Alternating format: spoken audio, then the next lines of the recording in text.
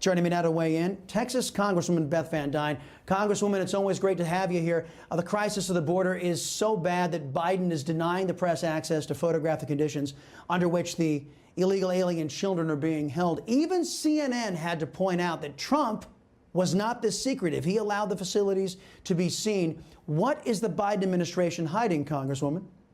Well, I mean, if you've seen from these photos how horrific the conditions are that these kids are being in. I mean, Midland doesn't even have running water, and they've got 1,000 illegal immigrant children there. They're talking about bringing 3,000 up to the Kay Bailey Hutchinson Convention Center in Dallas.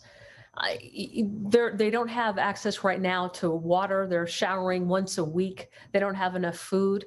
The conditions are horrific. And all we heard for years while Trump was president was kids in cages, kids in cages. Where's the outcry?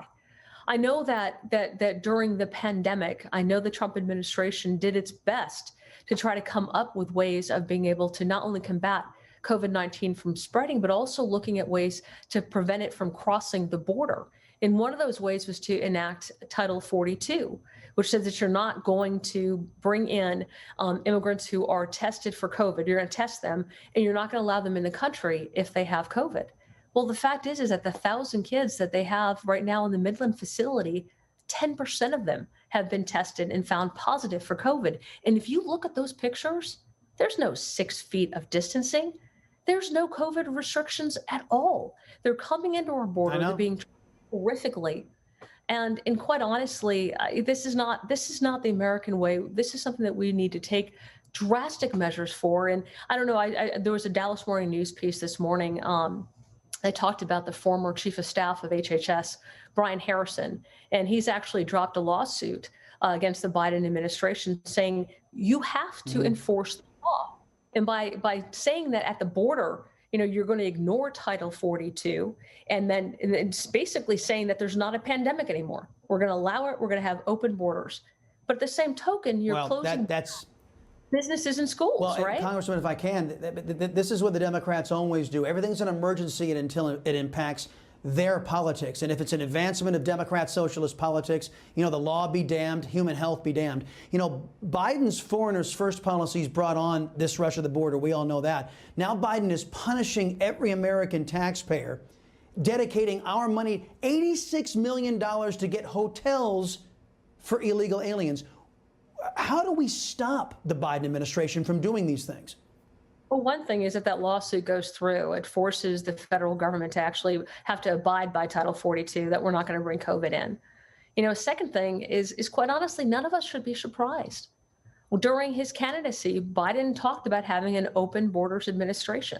And I know that there was a lot of people out there who thought he would be, more of a moderate Democrat. It's not proving to be the case.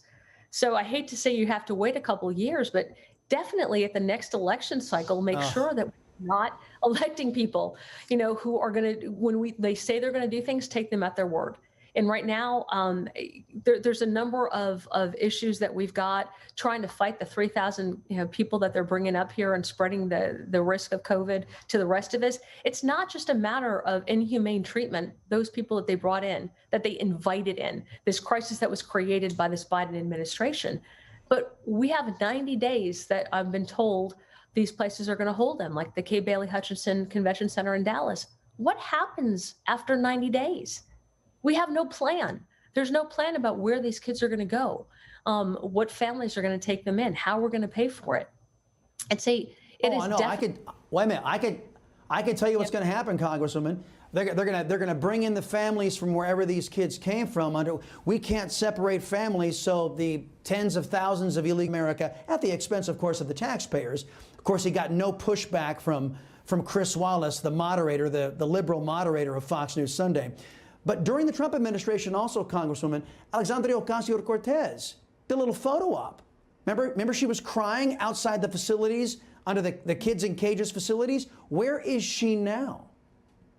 I haven't seen her. I haven't seen her down. I know a number of the Texas congressional members, myself included, are going down to the border next week to look.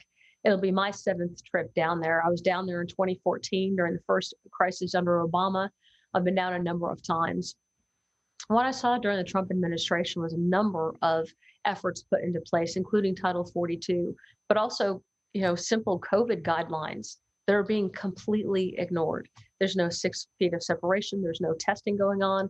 They're literally opening up the borders, letting these folks in, sending them into the state, sending them into the country with no plan at all.